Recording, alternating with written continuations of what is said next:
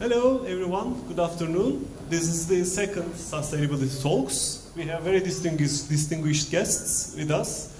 Our moderator, Dr. Göktürk Porazoğlu, Dr. Sylvia Borbonus from International Advanced Sustainability Studies. That's correct, right? Yeah. Almost. Okay. Almost. Okay. And Dr. Bülent from EPRA Electricity and Energy. Today our focus will be on alternative energy and its effect on sustainable development. Please join me in welcoming our guests. Thank you very much for joining us.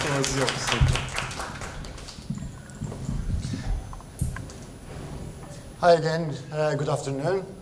So I would like to thank you first to Mr. Okampala for this great sustainable talks on and it is included in our curriculum now as an English 104 class. And thank you all for being here with us. So literally, both our speakers came from Europe. Sylvia is from Germany. She is a senior researcher working in, I just want to make sure this is correct, Institute for Advanced Sustainability Studies. And Dr. Tör is a director at EPRA in Ankara. He is giving consulting in the electricity and energy trade or any power systems related work, right, project. Correct. So he was in Europe and he joined us today to be here with you guys. I would like to start just an introduction to our topic and our title we selected as an alternative energy and sustainable development to give you an idea or to give an introduction before I give the stage to our speakers. So whenever I read, if this one works, whenever I read the word alternative, let me go back. It sounds like there should be a native energy. It is alternative energy. So I just want you to think just for 2 seconds. So that if you remember this Altered Carbon, the TV series from Netflix, it was a science fiction which they convert the carbon, they altered the carbon to a human body. It is a scientific or science fiction TV series. So the word alternative sounds like there is a native energy, which is natural gas, coal for last 100 years. So now we are altered it to generate electricity. So what are those? It is coming from you will watch the video in the background, listen to me at the same time. So those alternative energy includes solar cells or any PV arrays or wind turbines, or we can do like rooftop solar panels. And those are also alternative energy includes the advanced electronic research and development. Plus there are some offshore wind turbines, they are offshore on the sea because the wind is so good and it flows so fast on the sea itself. So the technology goes toward the offshore wind turbine. So the topic is actually becomes suddenly, instead of being an alternative energy, it becomes like the energy transition from a native energy resource to an alternative one. Okay? So the thing is, I took this graph from Germany where it shows from 1990 to 2015, there are three things that is government initiatives to give an incentive to the people to invest in photovoltaics, wind, biomass, and hydropower.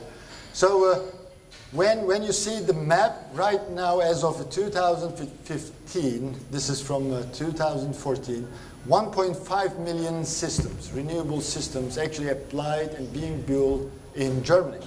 So that becomes suddenly a share of renewables in total to 27%.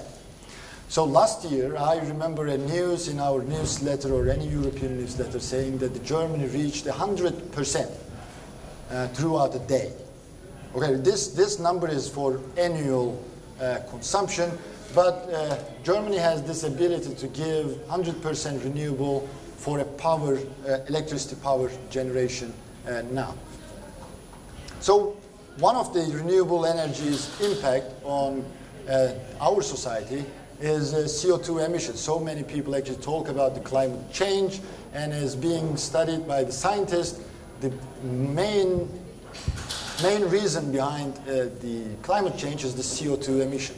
So from the electricity itself, if we take the base as a 1990 for 100% CO2 emission from all those native energy resources, now the idea or the forecast is to become like 50% less carbon emission in 2020, and in 2015, 80% less than the base case of 1990.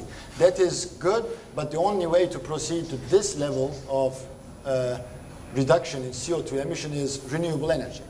So another one that I want to give a talk on energy consumption is most of the time when we talk about alternative energy or whenever you hear renewable energy, you always think solar, wind, and those are the generation side of the energy. There is also a consumption side where we actually use right now a projection. So you use your cell phone, you plug in. That is the kind of the energy consumption side of the power system.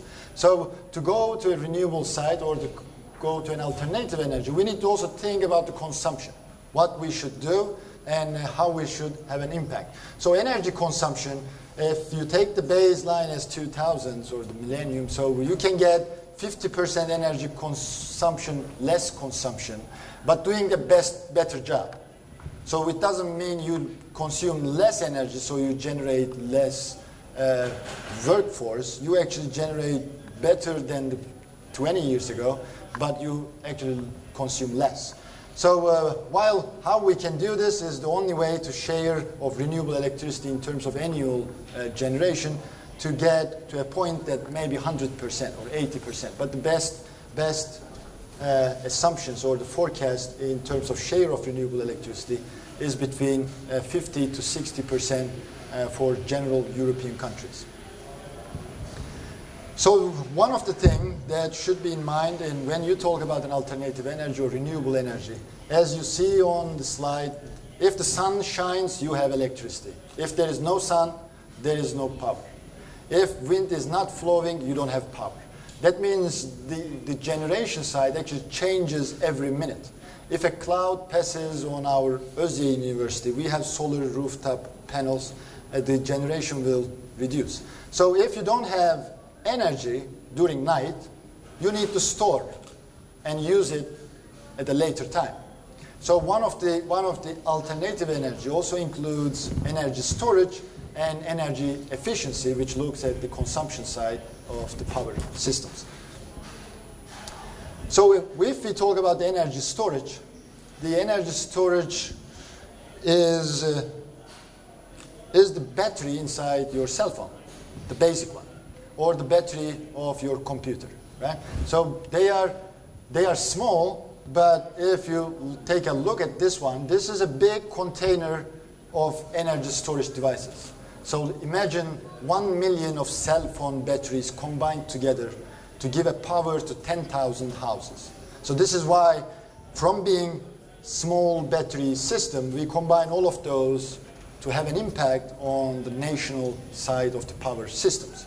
There is another research and development on another idea of power to gas, other than a chemical form of energy, like a lithium-ion or lead acid batteries. You can also use power to gas, which in this sense, power becomes the electricity. We convert the electricity energy to a gas form, and most of the time this is hydrogen. So we can store hydrogen, then convert back to power again in a later time. So the second one was energy efficiency, which looks at from the consumption side. What can we do to do a better world, or to live in a better world? So each one of them, this graph is good because it is most, I don't know which department are you coming from, but in economics perspective, what was being believed 20 years ago, if you consume more energy, your wealth will be higher. So this graph in 20 years ago was increasing, energy consumption was increasing, and the gross domestic product increased. So your country getting richer and richer while you consume more energy. So this is coming from Germany's case, where they start to change and decouple the regression, the idea between these two. So they start to consume less energy, but they do still do better in terms of research and development or in terms of industry. So they just do a better job while consuming less energy so that industry starts to grow and they have more money. This can happen any European countries because at that point, after you pass the industrial revolution in any country, you can start to do a better job in terms of energy efficiency. One of the ideas, just to give you how can we use it in our daily life, is if you ever see any appliances, a washing machine or any refrigerator, you will see those labels. Those labels represent the energy efficiency of that product. So go and buy an A+. That is energy efficient. It does the exact same job as a refrigerator. It is the exact same thing, but it consumes less energy. It is the exact same television, but it consumes less energy. That is also good for your money in your pocket because you pay less money, right, after a month. So energy efficiency is also related with every appliances in industry or commercial products or any residential house. So the last point that I want to give is the research and development side of the alternative energy or renewables. So first thing in mind is EVs, so electric vehicles. That is going to change our life and it starts to become a new trendy topic in most of the countries. To go to zero emission, to be a perfect community, if you have an electric vehicle, you don't want this electricity coming from coal. You have an electric vehicle, so you get rid of the fuel oil, but your electricity is coming from coal doesn't make any sense. So you need to build more solar and wind turbines to get a renewable energy and then use your car with that electricity. The other point was power to gas research that is being done mostly in Europe, which is a conversion of energy to hydrogen, store as a gas, and whenever you need it, convert back to electricity. So these 3 points were smart grid, meaning that if people cannot be smart, as we expected, we can make the whole technology smarter. And we can do this with energy storage and energy efficiency. So our main topic is, another one is sustainable development. So just I want to give this video. Access to energy is important for a life of dignity. If you don't have energy, you have only 8 hours. As a human being right now in Özyeğin University, 8 hours later, you don't have a battery in your computer, you don't have a battery in your cell phone, you will feel like you don't have a life. So if you want to get an electricity, that will improve the sustainable life. So we need to afford and we need to get, so this is an affordable and clean energy in terms of a sustainable goal by the United Nations. And this last piece of my slide shows that without the clean and affordable energy, most of the sustainable development goals defined by the United Nations cannot be reached. You can live in poverty if you don't have an affordable energy. If you don't have energy, you are hungry. That is another, right? So the idea is most of them are directly related, or the beginning of each one of them is starting with an access to electricity in an affordable and in a clean way. So I believe you are excited, and all of those who are watching are excited. So what we do in Özyeğin University. So we have 2 centers for energy. One is directed by Professor Pınar Mengüç. He is a professor in mechanical engineering and he's head of the department. Our center's name is Center for Energy, Environment and Economy. They are doing lots of studies in a sustainable world, working with architects to create smart cities, working with electrical engineers like me to make energy efficient buildings. We have another one. This is, I am the director of grid operations and planning. So what we do is we work with companies like Enerjisa, Zorlu, Turkcell or AXA to create some software topics for electricity or to go to renewable energy in the future. So what I did is, as a speaker, to most of the students. If you're excited what I should do, I went to the most famous website, career.net. I just type energy and I clicked enter. Right now, like 15 minutes ago, 15% of total 24,000 job openings are directly related with energy. So it is either being an energy specialist, energy human resource specialist, policymaker, market specialist, but each one, instead of saying human resource specialist, it says energy human resource specialist, because it is a little bit different. The sector itself, to understand the technology or to understand the idea of sustainability is different, so the job itself needs to be done in energy itself. So the last piece to which companies are doing what in Turkey, I found those from newsletter and the announcement from the CEOs of each company. They are probably the Forbes first 100 companies, like those holdings. They are doing in energy, and what they say is in 5 years they are going to Enka Energy will invest $1.7 billion. I don't know how much money you have right now, but this is big money. So if you sum them up, in 5 years this is almost $50 billion investment. If you just take a portion of it as a salary, that is good enough. You know? So I would like to give the stage to Dr. Tör for the next presentation. Thank you again for being here, and thank you for listening. Thank you, Göktürk hocam. Hello everybody, good afternoon. My name is Osman, Bülent Tör. I am from EPRA. EPRA is a consultant and software development company in Turkey, based in Ankara. I came from Europe because of some international projects, but we are located in Ankara. What we are working on generally power system planning, power system operations, smart grid concepts, developing some algorithms, softwares for power systems in general, and we are also active in renewable area as well, in the sense of consultancy services, let's say. So today my topic is about what if we increase the renewable share of Turkey if compared to the projection by the government or projection by the transmission company. What if we double it? What if we triple it?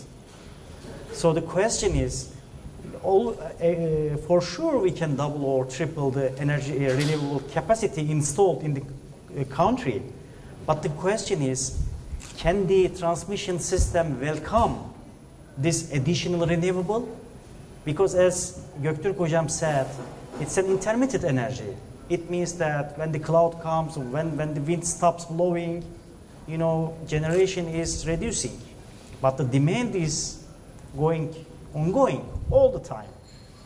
So thanks to transmission system, which connects the loads with all available generation sources. So transmission grid in general is the heart of the power system, is the backbone of the power system, which facilitates supply and demand balance from different sources of energy.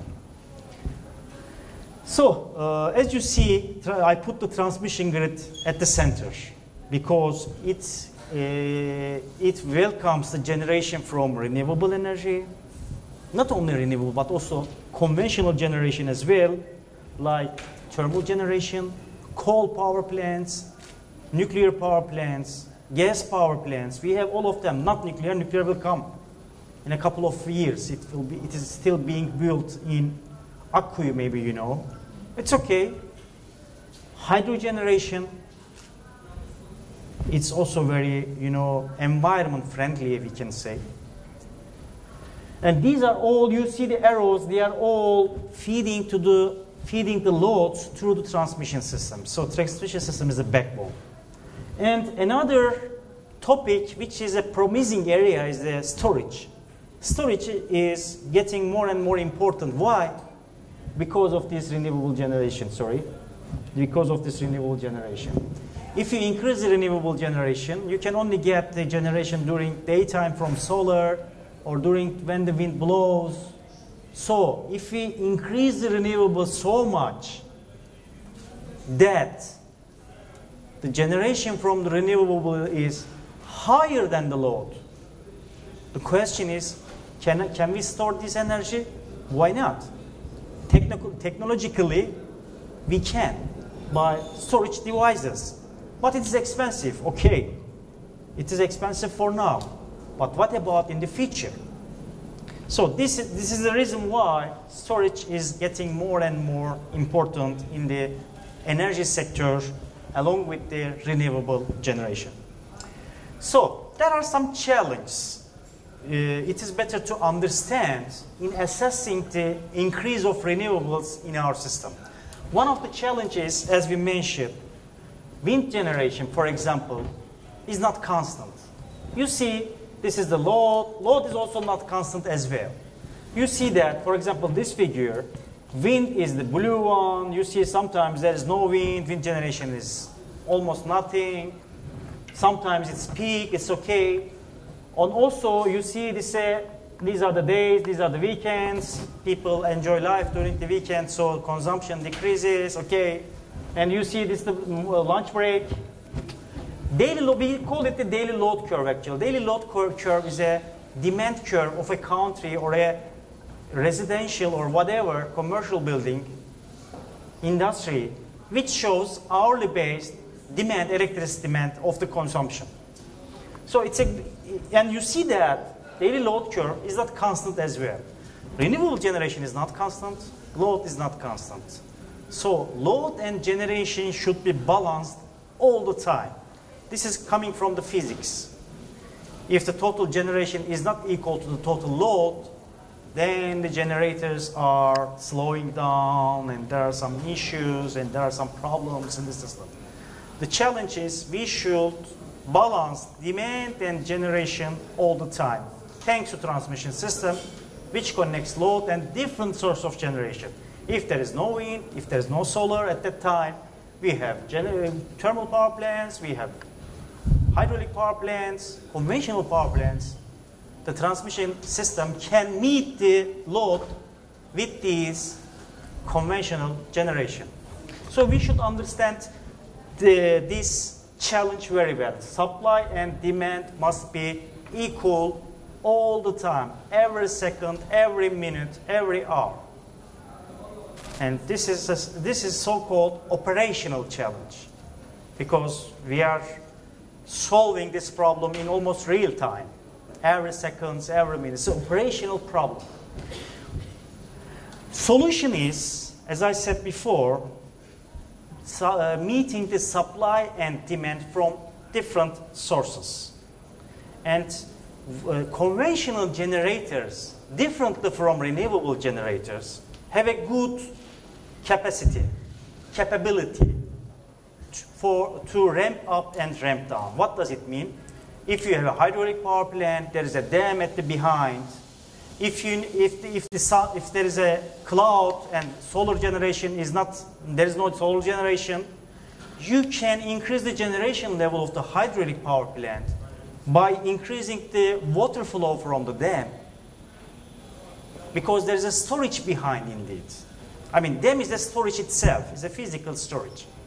For gas power plants, if you need additional power, you can increase the gas flow to the turbine so that the gas turbine will increase its generation, or reduce the gas flow into the turbine. Differently from renewable generation, these conventional generators can ramp up and ramp down. So that, for example, in this picture, during some times, let's see, this is the solar, this is the wind. You see that during the day, night time, there is no solar. Wind can increase or decrease. Okay, this is a scenario from one of our studies.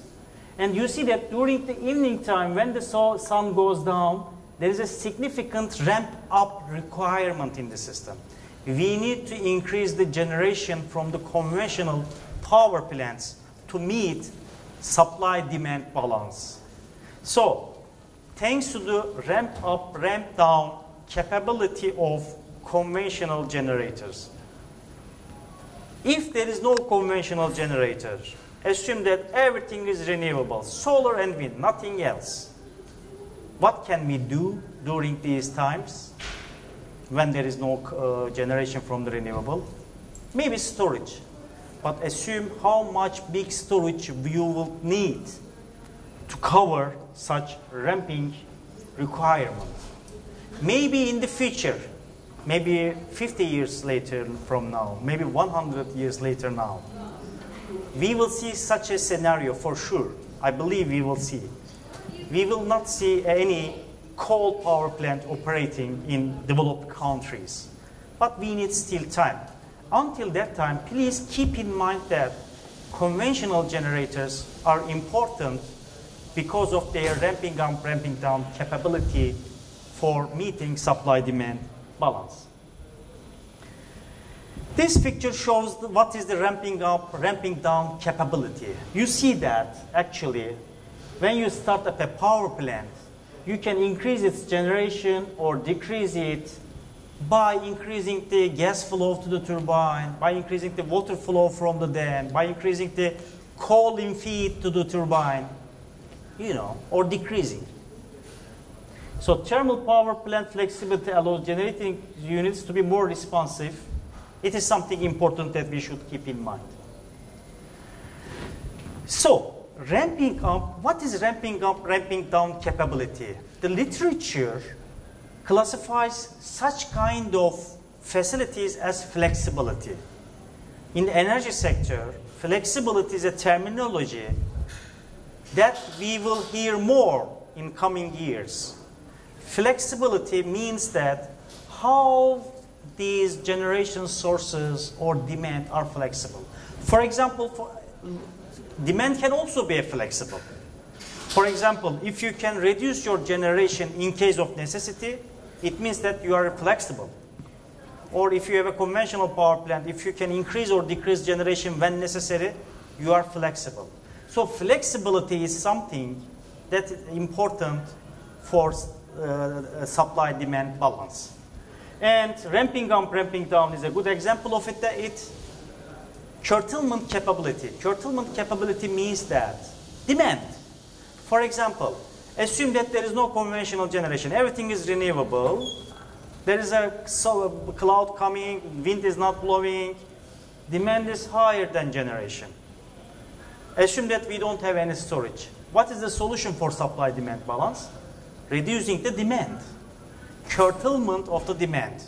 It is also a flexibility. Although nobody wants to curtail, but there are some mechanisms in some countries which the demand can reduce its consumption in case of necessity, and they are paid for that. For example, in some countries, in France, for example, there's a market. Industrial consumers can shed their load in case of necessity, and they are paid for that. They bid for that. They say that, hey, if you want to cut my electricity in case of necessity, I'm ready to do so, please, but I ask such amount of money. And there's a market for that. So curtailment of demand is something getting important by smart grid concepts. People are more sensitive to environment, getting more sensitive to environment. And some of the people, interestingly, would like to reduce their consumption if it contributes to the environment. Renewable generation curtailment is also important. Assume that we have so much renewable that during the weekend time, generation at that hour, so much sun, so much wind, higher than the demand. And we don't have enough storage. What is the solution? In this time, solution is cutting the generation, just opening the breaker. This is also flexibility. So there is a solution for that as well. So these are the concepts getting more and more important in the energy sector to welcome more renewable generation in the system. And storage, Göktürk Hoca already has spoken about that, getting more and more important. In addition to battery or hydrogen storage, pump storage is also something important. In Turkey, we don't have currently, But in some countries like US, Japan, Germany, I guess, you have. Pump storage is an artificial lake at the top and bottom. If you need to generate electricity, you release the water to the downstream. If you want to consume energy, you pump the water to the up. So it is working like a battery, charging, discharging. It is a very well flexibility capability, which improves the flexibility of the power system. Challenge 2 is, where are these renewables are located? For example, in Turkey, luckily, wind turbines, wind capacity is more close to the western coast and Mediterranean coast. Maybe you know Izmir, Çeşme, you will see a lot of wind turbines rotating. And happily, we have more loads at the western coast or Mediterranean coast. But Germany is not so lucky in that perspective because their wind turbines are at the north, where their high load centers are a little bit south. So they need transmission. They are working on how to enforce the transmission system to meet wind generation from the north to the demand centers at the south part of the country. So, if the renewables are close to the demand centers, it means that we don't need so much transmission between them. But if they are separated, like here, demands and consumption is far away in terms of electrical distance. I'm speaking about electrical distance. Electrical distance is the distance between generation and demand in terms of transmission system. If they are separated, then you need transmission system. The more transmission system, the smaller the electrical distance. You know, equivalent, if you parallel the resistances, I think some of you are from electrical engineering and also other engineering. You have a course of basics of electrical systems, circuit theory.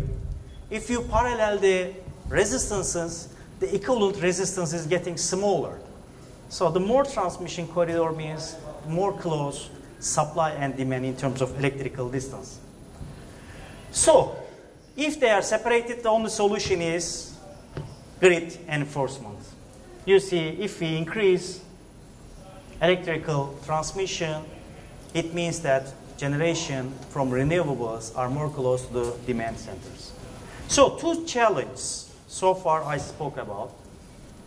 And in order to increase the level of renewable in a power system, we have to consider these 2 challenges. If we can solve these 2 challenges, we can definitely increase the level of renewable. No worries about that. No worries. Operational flexibility, grid enforcement. Operational flexibility is something in the real time. Grid enforcement is a planning problem in the long term. So, if you see, if I have, on the other hand, how much operation flexibility I need? Operation flexibility is money. How much transmission enforcement I need? This is also money. So there is a balanced trade-off between these. And there's always an optimum point of solutions. As engineers, we are dealing with these optimizations. For example, this project, our company performed simulation and optimization aspects of this project. Shura is you see that Shura is an energy transition center in Istanbul. They have a very nice website. You can refer it. And they promoted a study increasing renewable shares in Turkey and how much transmission investments and operational flexibility does Turkey need to increase the renewable generation. And there is an English and Turkish version of the final report you can download from the website. And this project was funded by European Climate Foundation, who is concerning about the environment. And Agora Energivende is the think tank, company who is promoting the renewable sector worldwide. and they are also German-based. Özyeğin University from Germany contributed to this study. EPRA, our company, developed the algorithms for optimization. Özyeğin University gave some comments about some mathematical aspects of the methodology, let's say. So what about the results? First focus of the project, you see that in 2016, total installed capacity is less than 10, maybe around 5 gigawatts. It's not big because in 2016 in Turkey total installed capacity was about 80 giga. So 5 out of 80, small, less than 10%, maybe around 5%. So the question is, according to the government projections, according to the projections of transmission company, what will be the capacity 10 years from 2016? This is their projection. Let's make it 20. In this project, we focused, okay, let's see this, but also let's see doubling and tripling of this as well.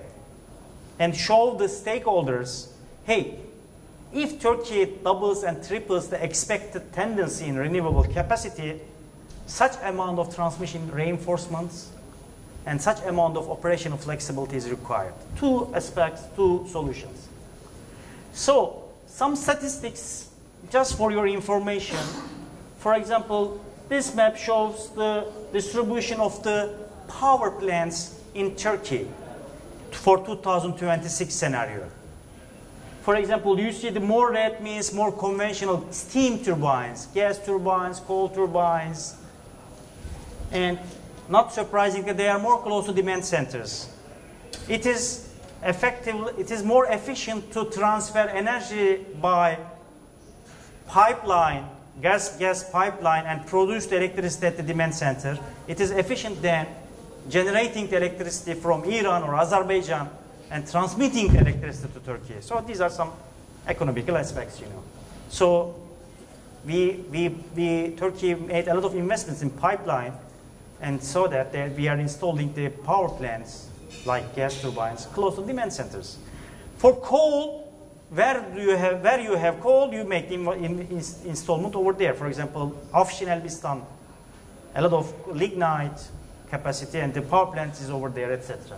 And the blue ones at the eastern part are more hydraulic power plants. Turkey hydraulic capacity is more at the eastern part, let's say. So transmission is important to meet hydraulic power plant generation and the demand. And also, you see, this is the Akkuyu. This is another one coming for Sinop. We evaluated it as well in our study, and a second nuclear power plant. This is the hourly based total consumption of Turkey. What are these? What's happening in Turkey? Consumption is decreasing significantly. Can you guess? No. Blackout means no, nothing, zero. Bayram. Bayram. Ramazan Bayram, which one is first? Ramazan Bayram, Kurban Bayram. Every year we have two minimum consumption. And these are the days or weeks which is one of the main concern in Turkey in the sense of renewable generation. Because in our scenarios, these are the days that we faced a lot of problems in doubling and tripling of renewable generation. We have a lot of generation, but we don't have any consumption during these days, these weeks, whatever. What can we do? If I have storage, no problem. If I don't have storage, then the only solution is curtailment of the renewable generation. There is a sun, but I cannot generate. It is not good, okay, but economically this is the best solution until the storage cost of storage reduces down to a competitive level, let's say. Okay, so this is the distribution of the sources for 2026 and also the development for 10 years, let's say. You see that natural gas is still significant in Turkey. We have a lot of natural gas power plants. Some of them in Istanbul area. They are fine in terms of ramp up, ramp down, okay. We have significant hydro, wind is increasing, solar is increasing according to our simulations. And these are some total installed capacity for 2016 is 80, peak load. Capacity is always higher than peak load, and this is the distribution, okay. So these are some details about the study. In this study, what we did is we doubled and tripled renewable generation from wind and solar and investigate their effect on transmission grid in terms of flexibility and reinforcement. And so that we need to distribute the wind and solar in Turkey based on solar radiation maps, based on wind flow maps from Renewable Directorate of Turkey. We utilized statistics of the wind flow in Turkey. We utilized the statistics of solar radiation 10 years back in Turkey. Because we need every hour along a 1 year, what is the generation if I triple, double? And what we did is, base case is 20 gigawatt total, doubling, tripling scenario. We distributed these renewables first to the locations where the capacity is high. It means that we give the priority to the places where wind is very high, where solar is very high. But we also investigated the case if we distributed these renewable sources to the system based on demand, what will it affect? It affects positively. Because if, as I said before, if the generation and demand are close to each other, we don't have so much concern. So we can, TEİAŞ, the transmission component of Turkey, is declaring the capacity, YEKA, maybe you heard about YEKA tenders. And these tenders, there are some capacities, and TEİAŞ is declaring these capacities in order to meet supply and demand. They are not putting all the capacity to do where wind flows or solar radiation is high, because then they will need a lot of reinforcement. So YEKA is a mechanism to control distribution of the renewable generation in the country, let's say. So let's continue. This slide shows the methodology that we considered in our study. It's a very comprehensive study, including a lot of simulation. We simulated the market in Turkey. Cheaper the generator, higher the generation. There's a market in Turkey, EPRA in Turkey, you know. And we modeled the market mechanism in Turkey. First, we ignore transmission system. Who is cheaper generates at each hour. Renewable, cost of renewable, we assumed zero, because if there's a wind, if there's a solar, generates. And we made a merit order for generation. For example, renewable is at the bottom level. They are cheapest sources. Then hydro. Hydro is also cheapest source in terms of cost of generating power. But if you go up, for example, natural gas is the highest one among the conventional generators, because gas is expensive. Then curtailment of renewable. By putting curtailment of renewable as a solution in the system, at the top of the merit order, we mean that we use this curtailment only if there is no solution by these power plants. And load shedding at the top level. If during the Bayram period, for example, during the tripling scenario, load shedding is the only solution of the optimization algorithm. The optimization algorithm says that we have to curtail load. Sorry, we have to curtail renewable generation during the Bayram periods. We have to curtail some loads during the peak demand if the renewable is so much during some certain hours. And these are some figures from the study. These are the existing network of the transmission systems, planned investments, and additional investments recommended by our simulation algorithm. And these are some details about the simulation.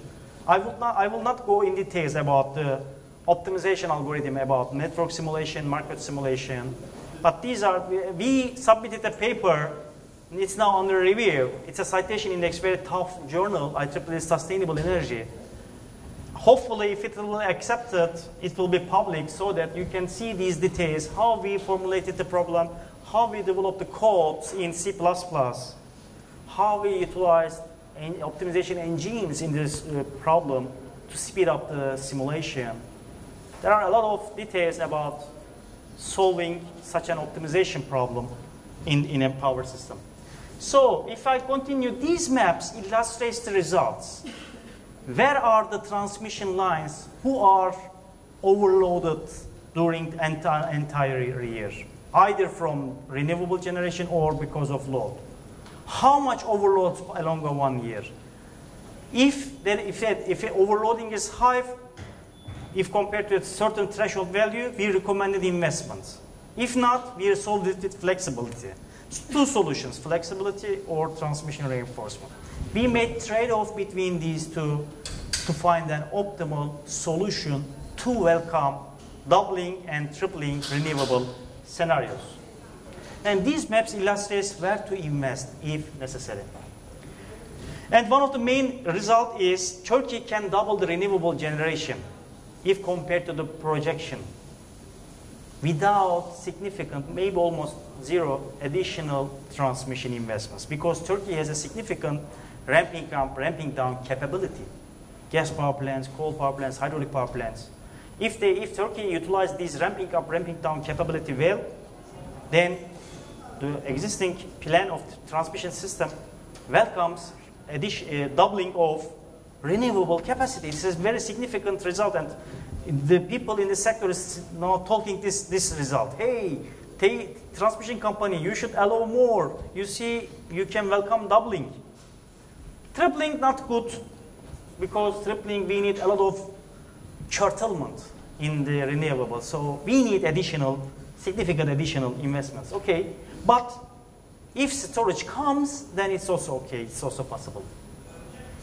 For example, this picture below, yes, this is a doubling scenario, this is a tripling scenario.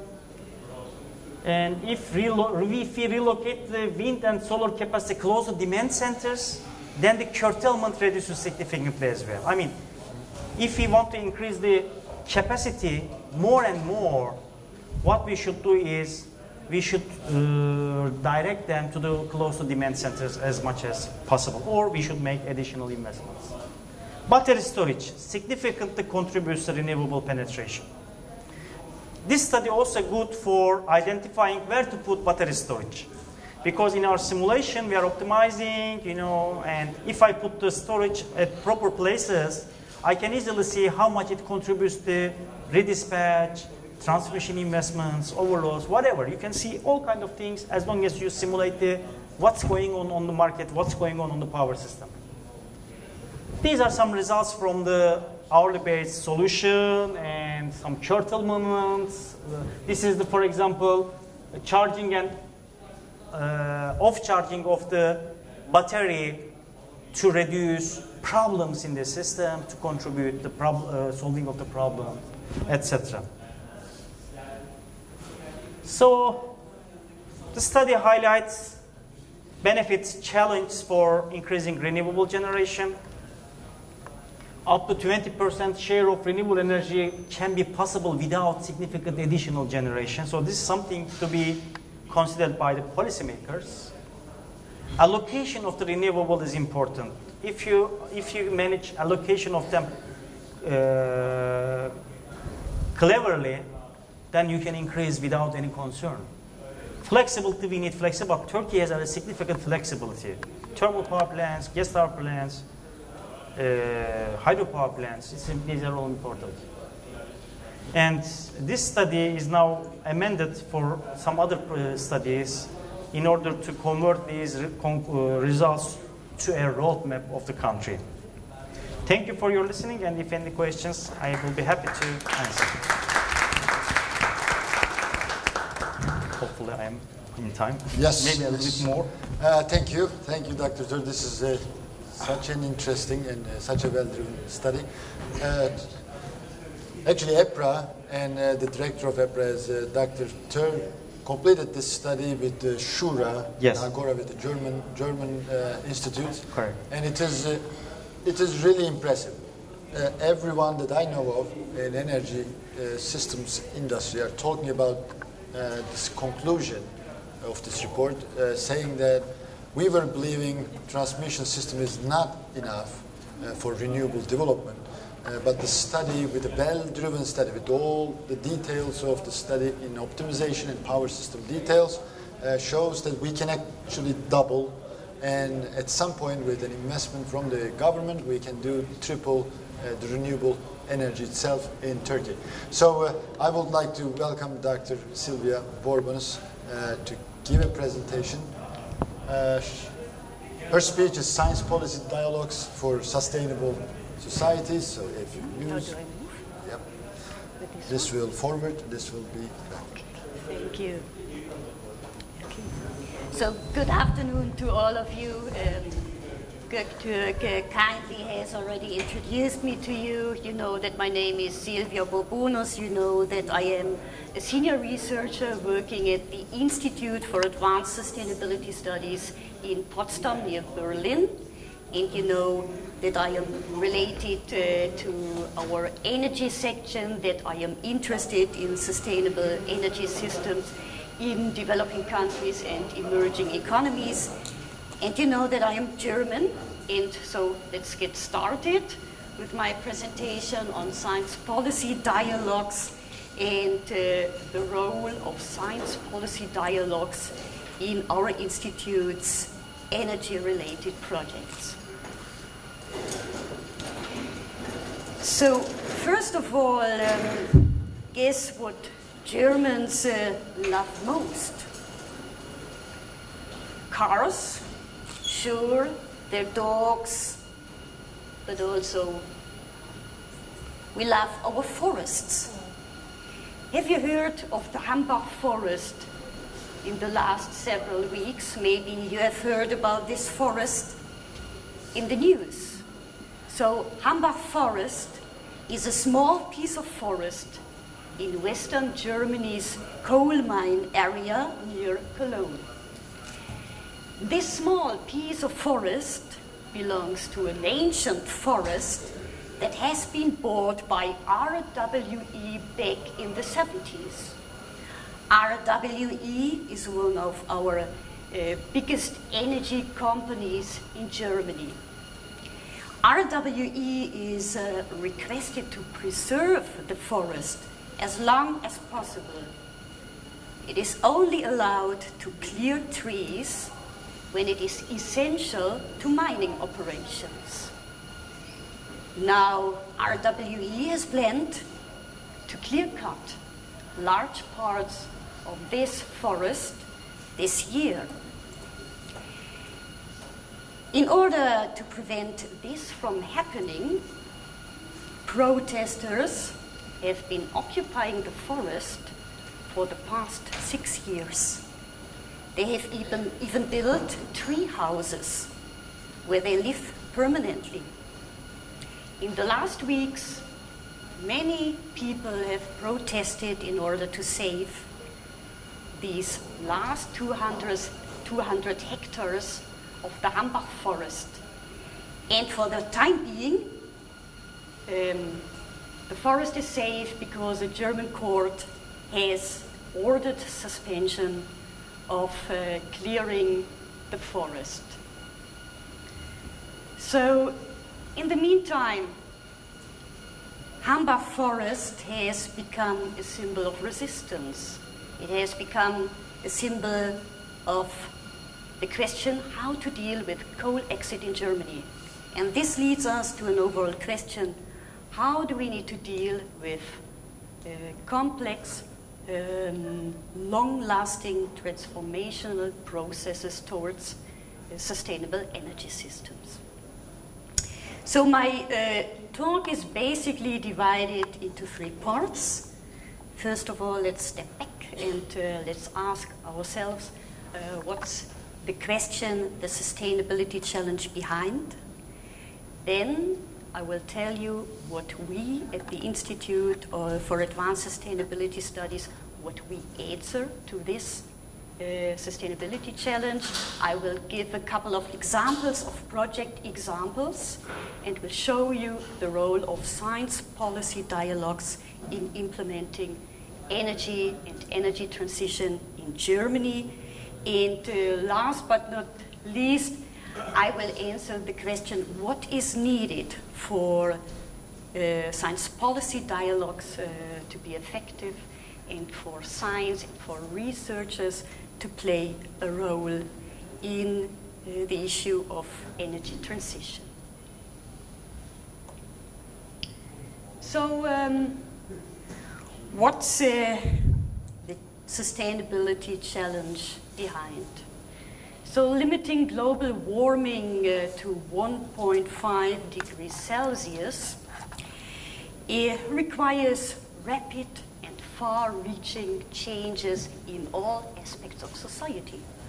That's at least what the Intergovernmental Panel on Climate Change stated in its latest special report on global warming. Transformational aspects include energy, they refer to the agricultural sector, what more, transportation, so you name it. But this report has not only a basic message, it shows also that there is already a scientific consensus on global warming. However, there's also another report by another UN body, by the United Nations Environment Program. This other report is basically an assessment of the mitigation pledges, and it answers the question if that is enough effort or not. And it comes with no surprise. Current efforts are not enough. So we have a sustainability challenge to deal with, and it's not only climate change. We also have a challenge with the sustainability challenge because we know what to do, but we don't act. So, what's our answer to this challenge with the sustainability challenge at the Institute for Advanced Sustainability Studies, having in mind that our mission is advancing transformation processes towards sustainability? We have a threefold approach. It encompasses co-creation, transdisciplinarity, and what we call transformational research. So let me explain to you what these terms are about, especially all the T words. Co-creation basically means that we want to produce knowledge together with people who use the knowledge or with people who is affected by the knowledge. Transdisciplinarity basically means that we are trying to connect societal actors, be they from civil society, be they from the business community. And transformational research is basically about linking what we call transformation research and transformative research, a lot of T words. Basically, it's about combining theoretical concepts with practical formats.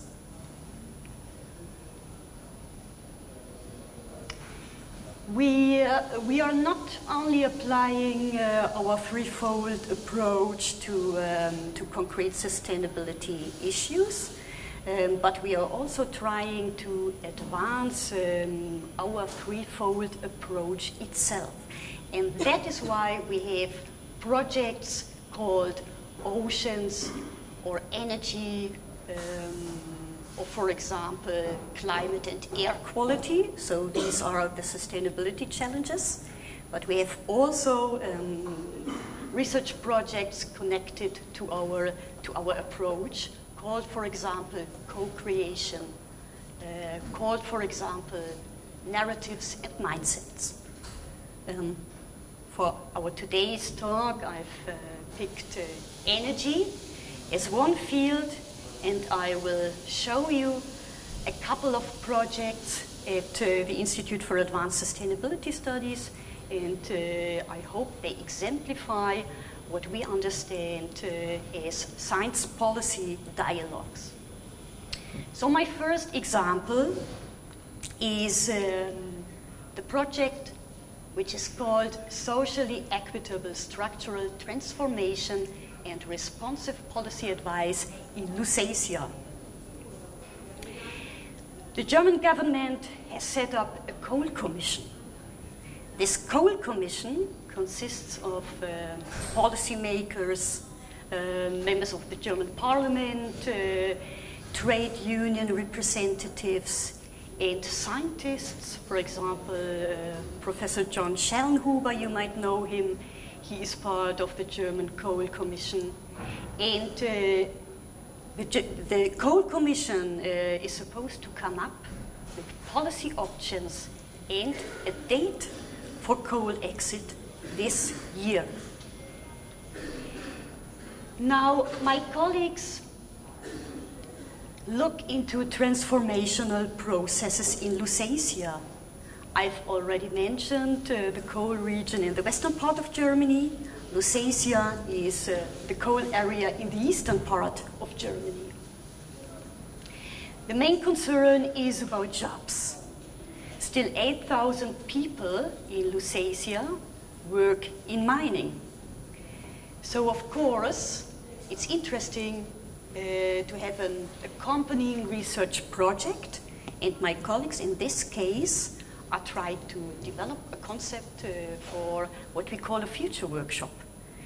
A future workshop is basically a facilitation method that gives people the space to think about future options. And this will be done in a 3 years project. So my next example is about promoting acceptance of renewable energies.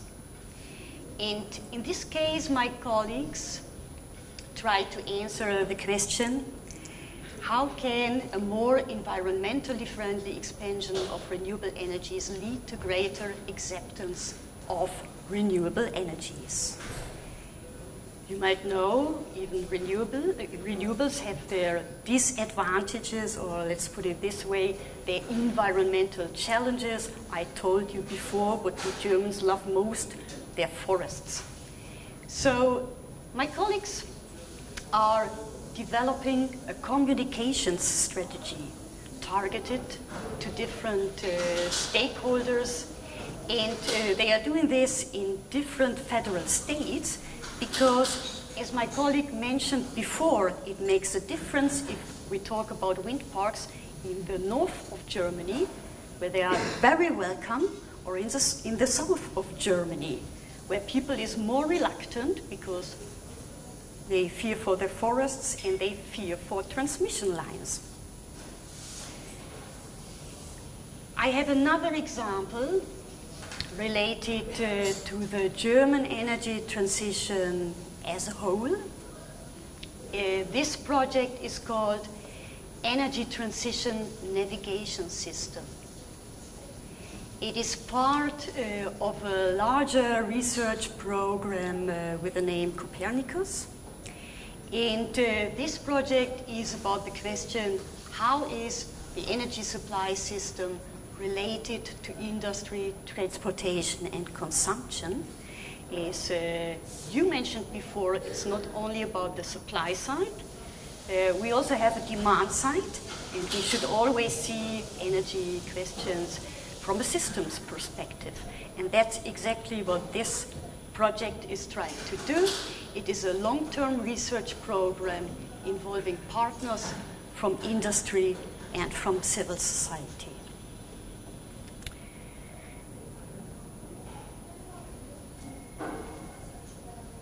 This is a project example that brings in the international dimension. This project is financed by the German International Climate Initiative. It's a financing initiative of the German government. And the project is about the co-benefits of renewable energies. So what we intend to do is, by promoting the benefits of renewable energies, we would like to incite more ambitious climate action. We are doing this together with 4 partner countries, and guess who's among the partner countries? Turkey as well. We have a couple of really interesting topics that we will work on. Co-benefits in Turkey are understood as better air quality, as industry development, as employment, not also gross employment by renewables, but also net employment. So job losses in the coal industry are calculated also. And last but not least, we will look into the trade balance issue that Turkey is currently facing, and we are trying to figure out which role renewable energies can play related to this problem.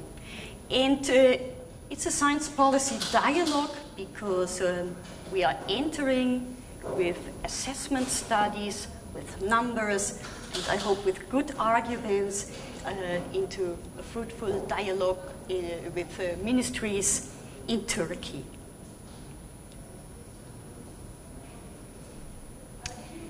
I've started with a symbol. I told you that the Hambach forest is a symbol of the question how to deal with coal exit. So let me please start with a symbol. Back in 2011, the German Advisory Council on Global Change, this is an advisory body to the German government, came up with the idea of a social contract for sustainability. This is only a symbolic agreement, but it's an agreement that is basically about the fact that long-term transformational processes to a low-carbon sustainable society, those processes are always democratic searching and learning processes. It's also about the idea that we need key players. We need a proactive state. We need change agents, be they from the civil society, be they from the business community. We also need science. We need good technical solutions, but not only technical solutions. And last but not least, we need international cooperation. So this social contract for sustainability is what we need in each and every country of the world. And by the way, when we meet again, I'll tell you what happened to the forest of Hambach.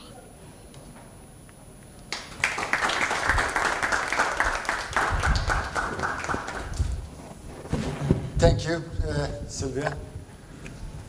First of all, thank you for showing us a non-technical perspective. Having an alternative energy, it is not only generating electricity or making a turbine. We have non-technical, but maybe more important than the technical part, the policy issues or any political issues. That is what we are dealing. So if you have any questions, we are going to pass to the Q&A session. And we have one question over there. We have a microphone. It is coming. Hello. You already mentioned about some sample projects your colleagues are working on. And you mentioned about some social problems like the workers in coal industry or the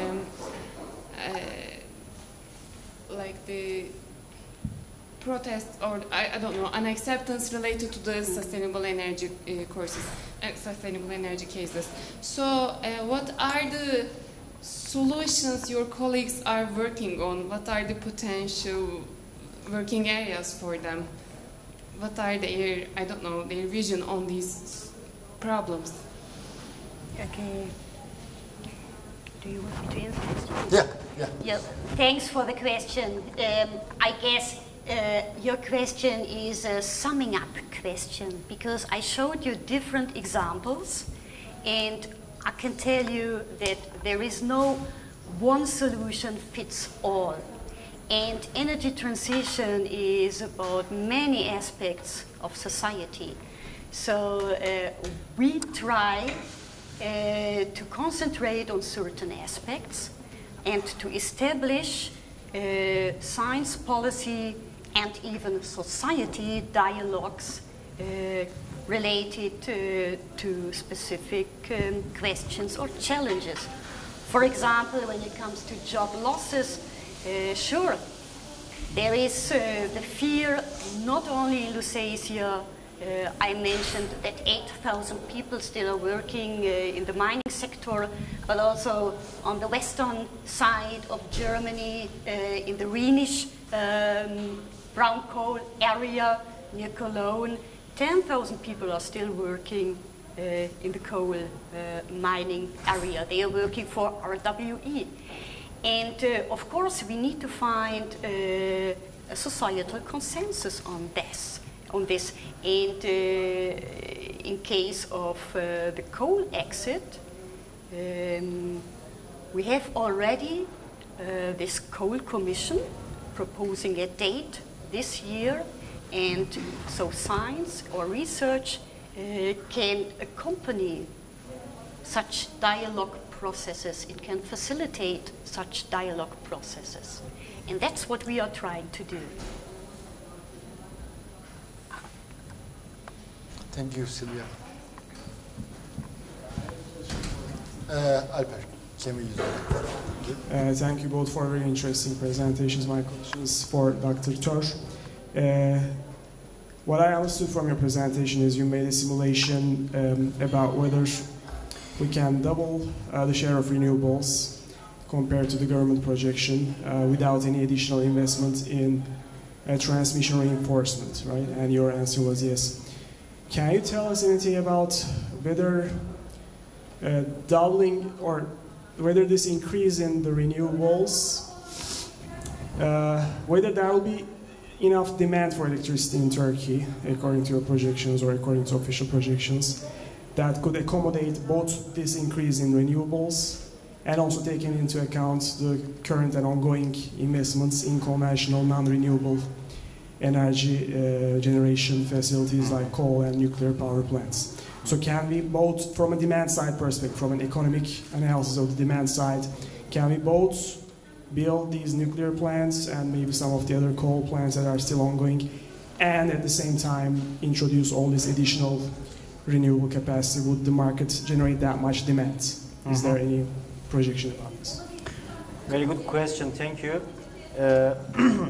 Actually, in our study, for demand side, increase in demand, we assumed almost 5% annual average increase in demand for the 10 years horizon.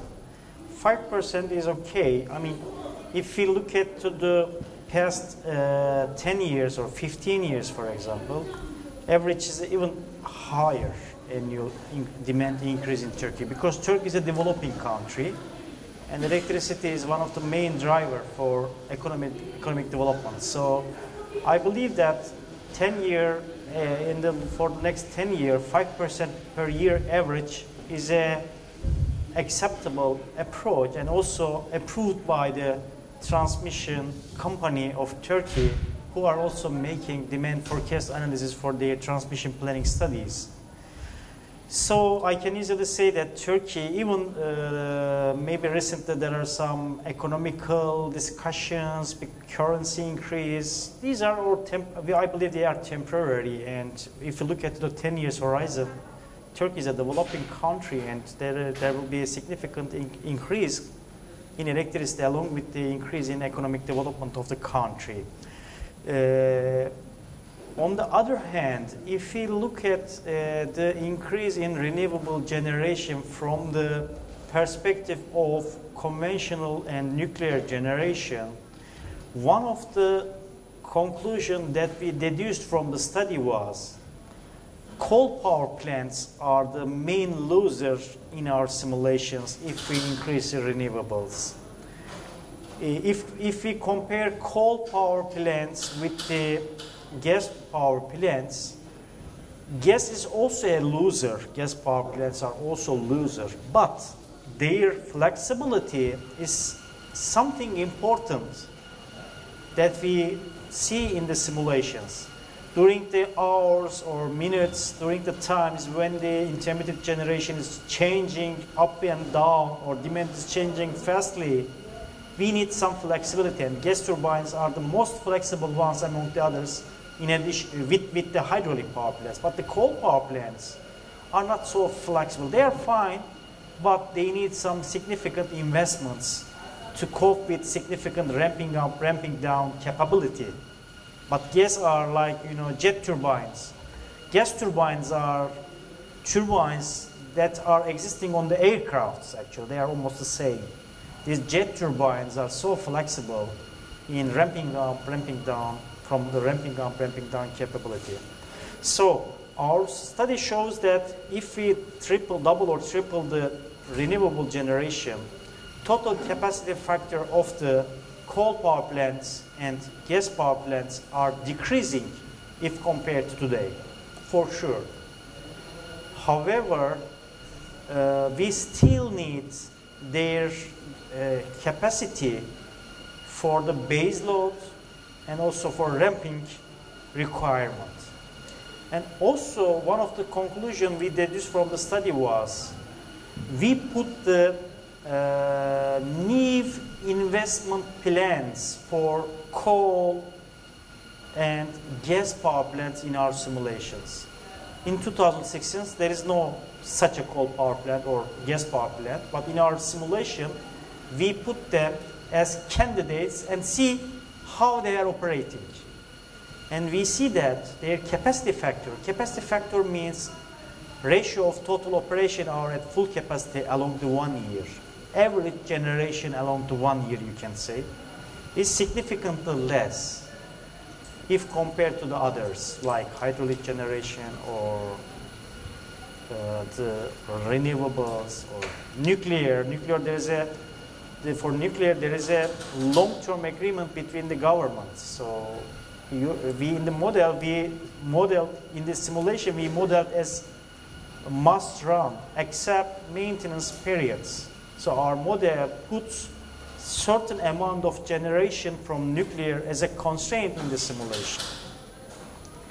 So these constraints, along with renewable increase, definitely results in reduction of capacity factor of coal power plants and gas power plants.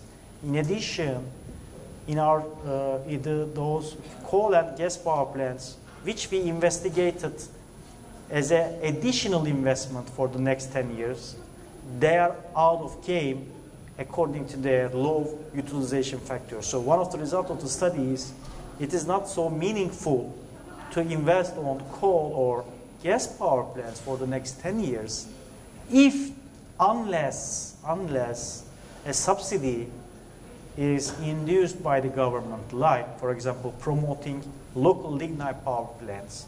The government can subsidize, give incentives. It's okay. But if everything is led to the market based on the merit order assumption, and merit order is based on short-run marginal costs, and in this study, we refer to the hourly market clearing price of EPRA for the last years. So short-run marginal cost assumed in the study somehow correlated with the market clearing price in Turkey for recently. So it is not, very theoretical, but also it reflects some practical results as well. If you let the market, renewable is killing, unfortunately, maybe, I don't know, but maybe fortunately, some gas or coal power plants. But still, as I said, finally, I would like to emphasize, flexibility is something important for increasing a renewable. And gas power plants are very good in flexibility. These are all things that you should keep in mind in assessing the answer of your question. Thank you. Do you have any questions? Okay, so I have just one question. Thank you very much, Please. first of all, for this very thought-provoking and very useful presentations. And well, I'm from School of Languages, and we are also studying, or just we're asking our students to study sustainability as a content of the course, and we're also teaching them how to write academic English in their courses. But our content is on sustainability and sustainable development goals.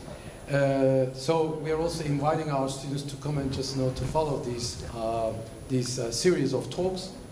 Thank you very much for Okan Bey, first of all. I have just one question for you, Göktürk Bey. Is it okay?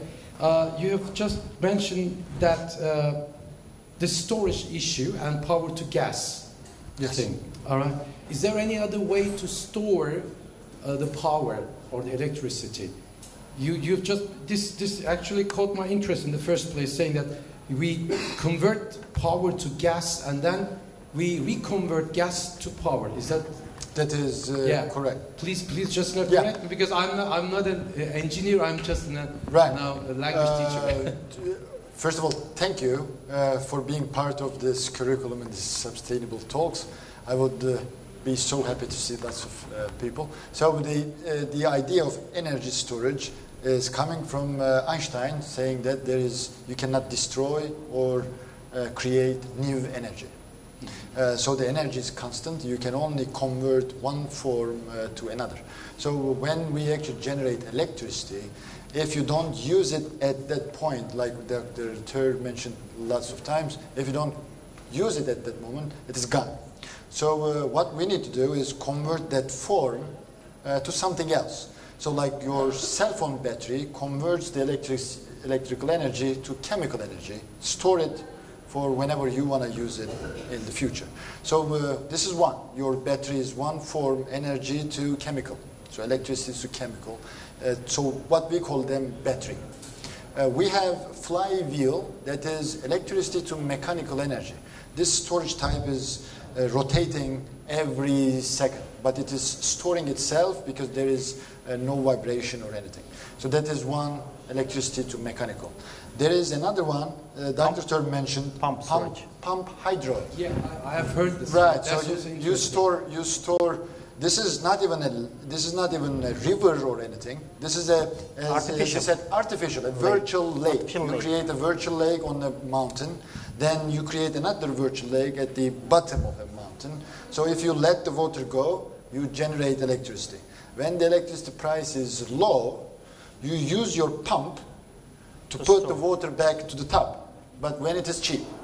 So when it is cheap, or when you have more renewables that you don't use, you store the water on the top lake. When it is needed, let it go again. So you don't need river or anything. Just but sun is an issue. But right, the pump hydro is actually so famous in Europe, in the US. But the idea is maybe 100 years old, but the technology itself, and it is expensive. Maybe that is one, or maybe we think that our rivers are enough. So that is another issue.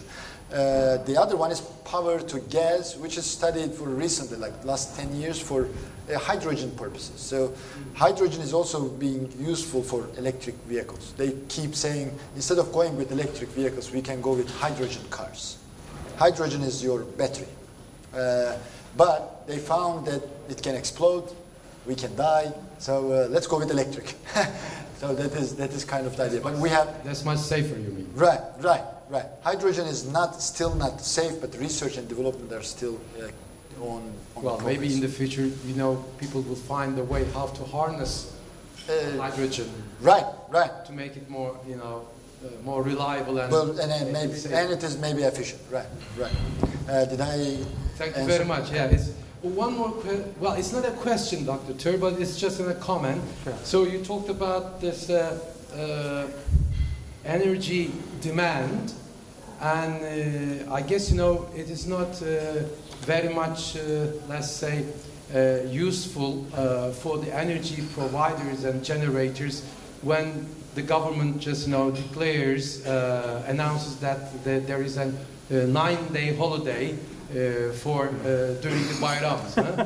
Is it something that but while the tourism industry is prospering, the energy generators are just something like sitting down and starting to think what they are going to do during all those days, huh?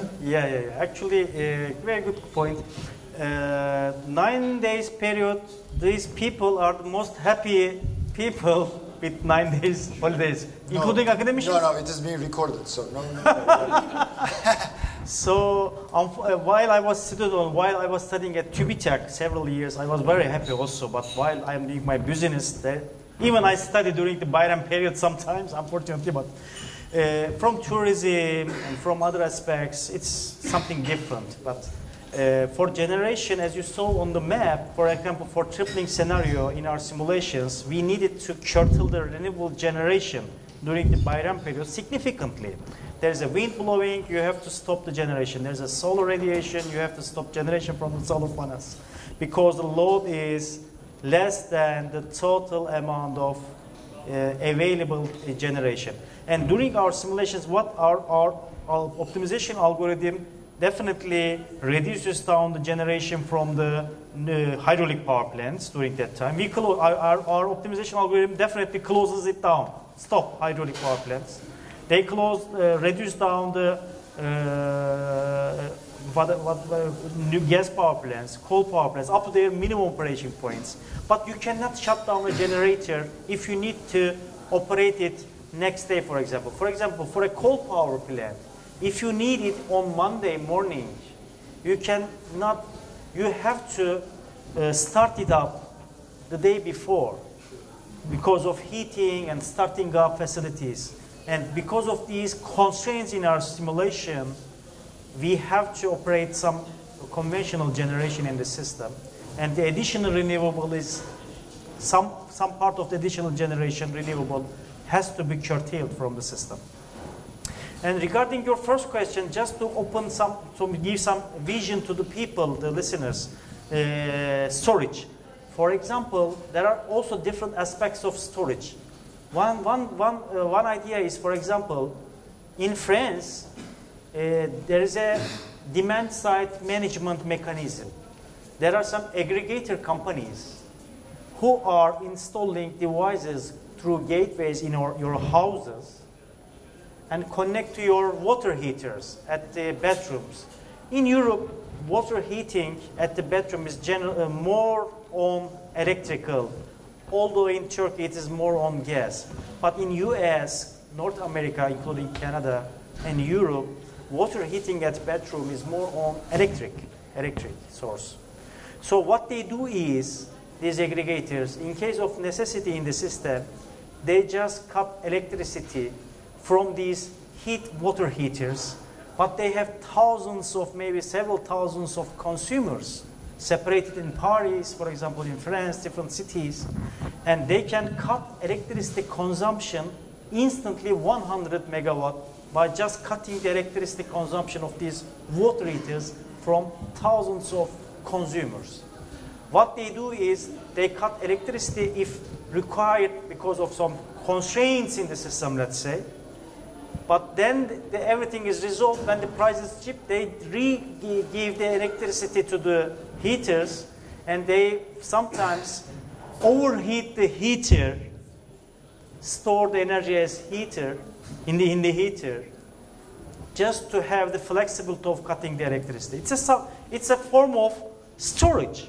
They are heating up just in order to be flexible to cut electricity as necessary without losing the comfort level. It is the same in refrigerator. What they are now thinking on is they are over-cooling the refrigerators during the hours when the price is so cheap, excess of generation, etc. And cut electricity or reduce the consumption of refrigerator during some certain hour, because since refrigerator is a cooling storage itself, overcooling during the certain hour compensates the non-working of the refrigerator during the high price hour, and there is no loss of comfort level because the foods in the refrigerator are still living without any loss of, you know, chemicals, whatever. So it's also some sort of storage. You know, demand side management and smart grid concepts introduces some different perspectives of storage activities, I believe, interestingly.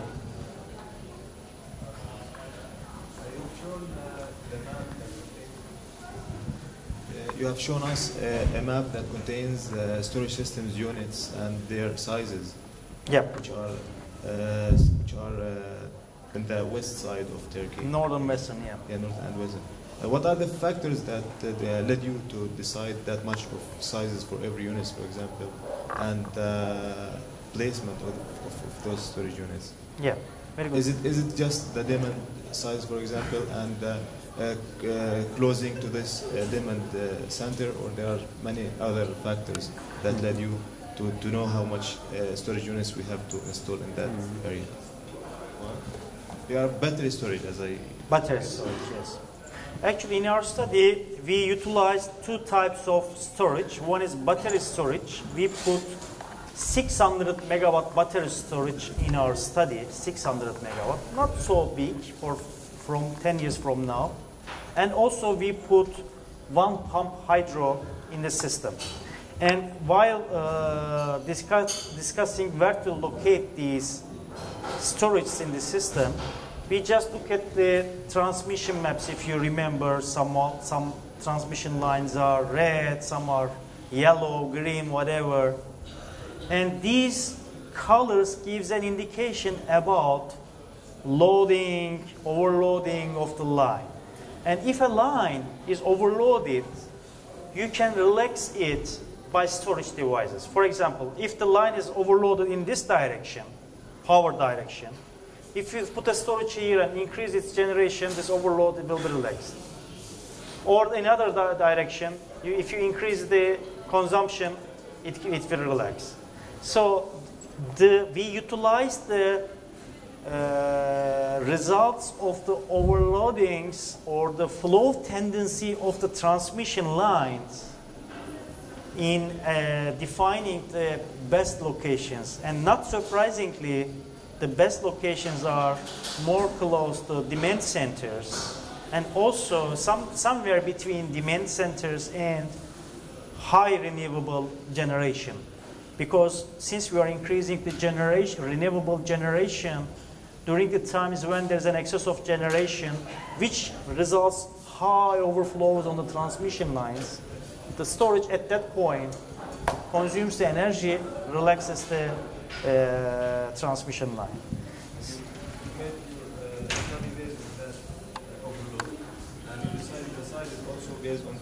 No, yeah. Size is not, locations, yes. Location based on the tendency of the simulations or flow tendency. But the sizes, we put some, you know, intuitive targets like 6, based on discussions with transmission company, Renewable Directorate of Turkey. Transmission company, Renewable Directorate, EPRA, they were all stakeholders of the project. And time to time in the project, we came together, made some workshop, and during these workshops, we discussed the scenarios. Hey, what do you think? 600 megawatt storage distributing in the system? It's okay, not more, it's okay. And based on the discussions, we tried to put more feasible or more rational capacity, and 600 battery storage was that decision, was given by, this decision was given during these meetings. And also pump storage, we also discussed the plans of the Renewable Directorate and plans of the transmission company. What do you think for the first pump storage, how much it should be? There's a cost. Let's start with such amount. If I'm not wrong, 1,200 megawatt we put in our simulation.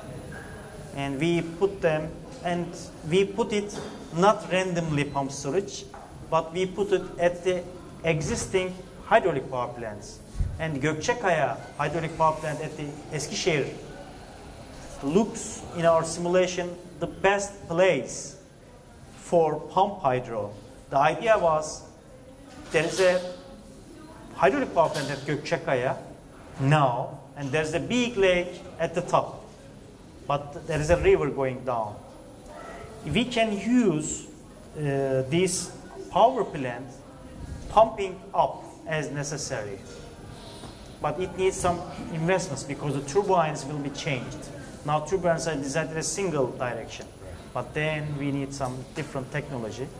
And not surprisingly, this power plant is the best solution for such a hydro because Eskişehir, I mean this location, electrical location, is something hub between the eastern and western and north of the demand center. So from the transmission perspective, it's something hub.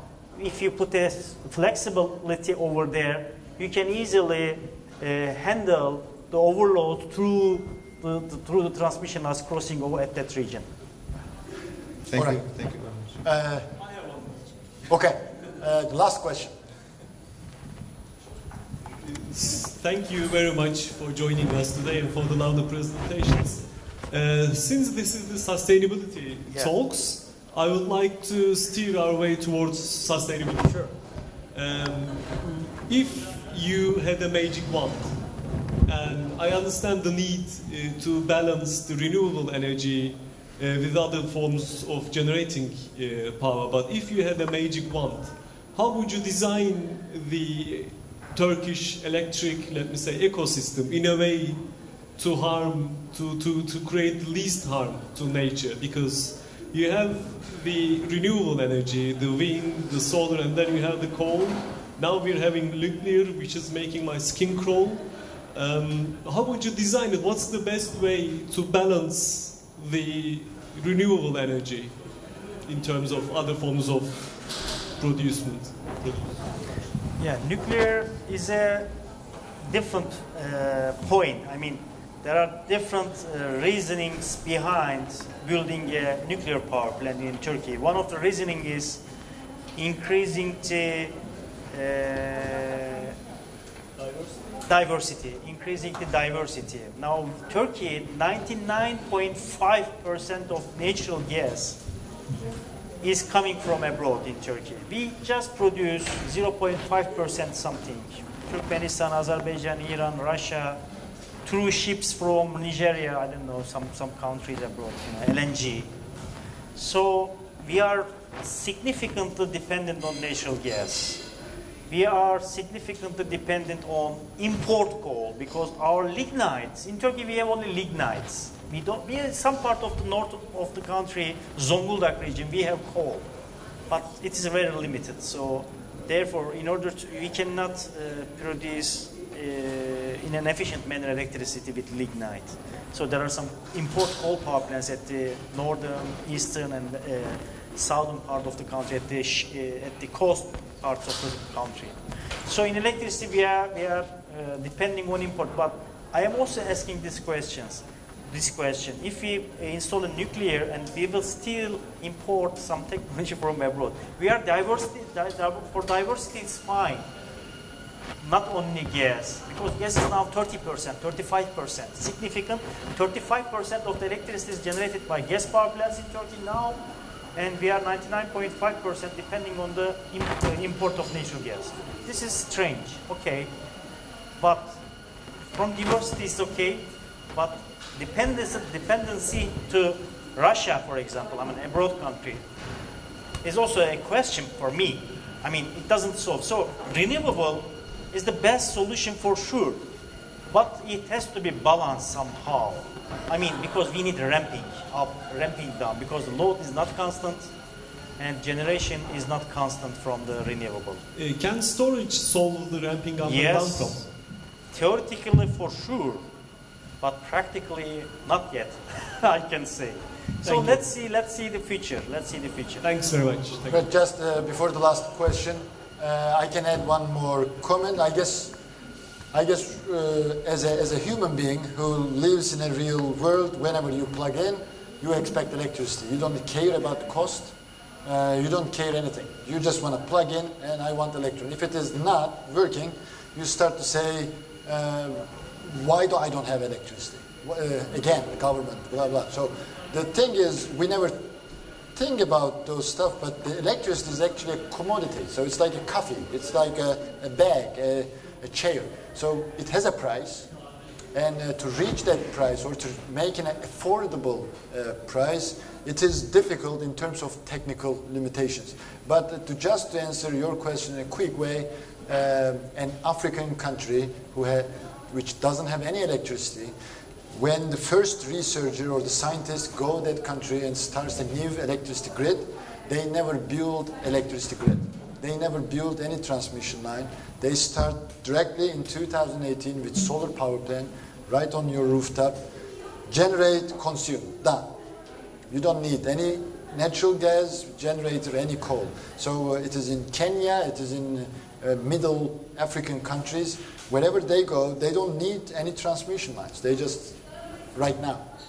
100 years ago, we didn't know it is fossil fuel. We didn't know we are going to die because of those fossil fuels. So the life has changed. And at this point, we need diversity, but we still need the sustainable energy.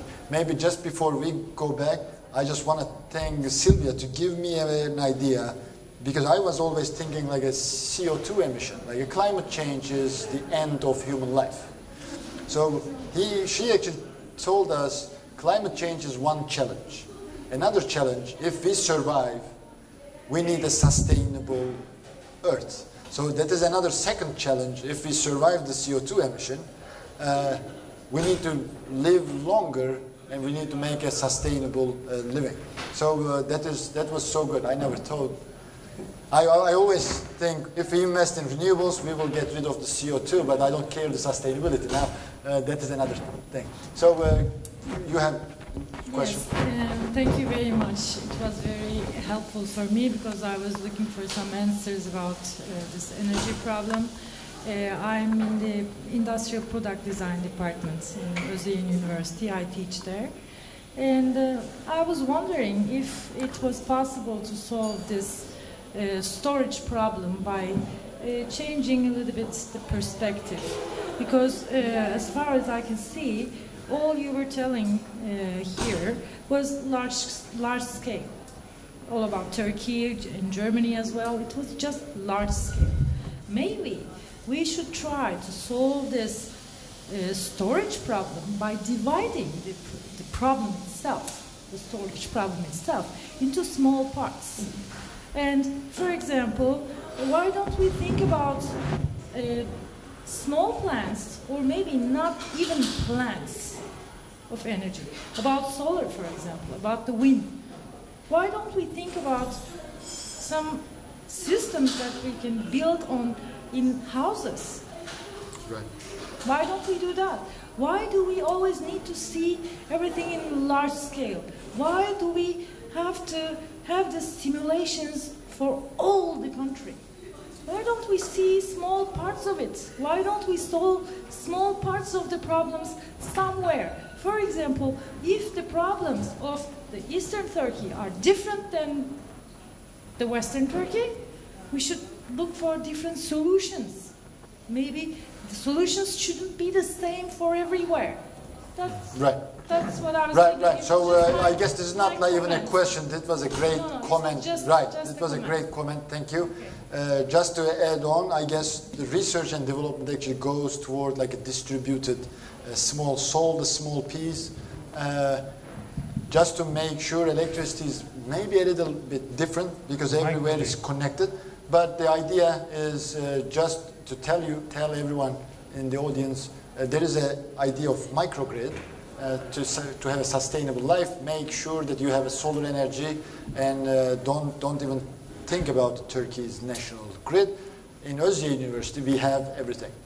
So just to make sure you know that, we have a microgrid that even though Istanbul has a blackout, we have power.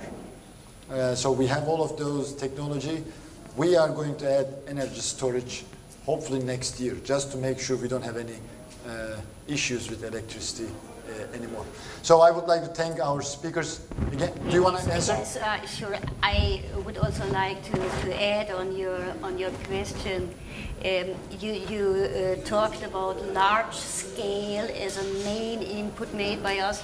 I don't think that fits 100%, because if you take the energy system of Germany, you have the great number of 1.5 million renewable energy plants, basically owned by citizens, by house owners, because you need a rooftop. And I think that is a great number, and that is decentralized. On the other hand, we do not only have this decentralized perspective. In Germany, we also need a centralized perspective, because grids are basically centralized still in Germany. There are some cases at community level where towns have bought the grids back from the big transmission companies, but only some cases, because grids are expensive. And don't forget the political dimension. Talk to ministries about decentralized power generation. Talk to them about buying back grids. So they get nervous, because ministries they want to have an oversight. They want to plan. They want to plan capacity additions, and that's okay. They can do that, but their fear is that without a planning at federal level, or however you would call it, there would be only a grassroots development of renewable energies, and that is not well received by at the ministry level. So you always need to balance both sides, and in a certain sense, oftentimes it depends on the energy system. Energy systems are different from country to country, but in the case of Germany, we might say that we need both the centralized perspective and the decentralized perspective. Yeah, just some few words about your comments, very good comment. Actually, you can think the grid as a big storage. Grid itself is definitely a big storage. If you shut down your consumption, nothing occurs. If you plug, you can take it. It is ready for you. The grid is ready for you, for generation, for consumption, for everything. So it's a infinite, you can assume it as an infinite storage. Your question is, if we scale down, can we be sustainable with storage? Yes. Now the grid is a storage, big storage. If you consider is in a small scale, if we have a small storage that we can survive with, then we don't need the grid itself for sure. Oh yeah. But currently, because of the economics, let's say, because of the economics, such a storage which makes you surviving without the grid is expensive, so expensive. That's the reason why we need a big storage grid still, and that's why we are focusing on grid issues, grid a lot. But still doesn't support the sustainability. Big systems never sustain sustainability. Right. I guess that is kind of related with the political part. But right. I believe. Right. I'm going to do the official ending, and we will be here. I guess we have 10 more minutes, so to continue. Any additional questions? We are really happy. Yeah.